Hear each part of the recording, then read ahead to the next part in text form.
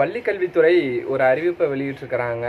அது வரவேற்கத்தக்கதா அல்லது வரவேற்கத்தகாததா அப்படிங்கிறத நான் முழுமையாக பேசுகிறத கேட்டுட்டு உங்களுடைய கருத்துக்களை மேலான கருத்துக்களை கமெண்ட் பாக்ஸில் கமெண்ட் பண்ணுங்கள். நான் உங்கள் ஆர்ஜே ஜமால். முதல் தலைப்பாக மாணவர்கள் எல்லாருமே இந்த கலராக கயிறு கட்டுவது அனுமதிக்கக்கூடாது அப்படின்னு சொல்லி ஒரு அறிவிப்பு வந்திருக்குது.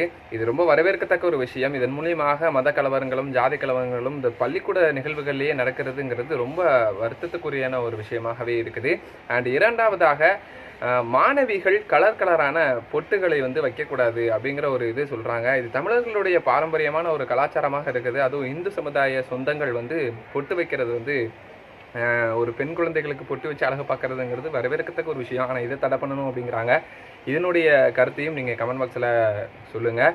அடுத்தபடியாக அனைத்து மாணவர்களும் பள்ளிக்கூடம் வரும்பொழுது சைக்கிள்கள் கொடுத்துருக்காங்களா, அந்த சைக்கிள்கள்லேயும் ஜாதி மதம் ரிலேட்டடான ஸ்டிக்கர்களை ஒட்டியிருக்கிறாங்க. இது எந்த வகையில் பாதிப்பை ஏற்படுத்தும் அப்படிங்கிறதையும் நீங்கள் கமெண்ட் பாக்ஸில் கமெண்ட் பண்ணுங்கள். இதுவும் ஜாதியோ மதமோ ரிலேட்டடாக சைக்கிளில் ஒட்டுவதுங்கிறது தவறான ஒரு விஷயம் தான். இதன் மூலியமாகவும் ஓஞ்சாதி பெருசு ஏஞ்சாதி பெருசு அப்படின்னு சொல்லி ஒரு கலவரங்கள் ஏற்படக்கூடிய வாய்ப்புகள் இருக்குது.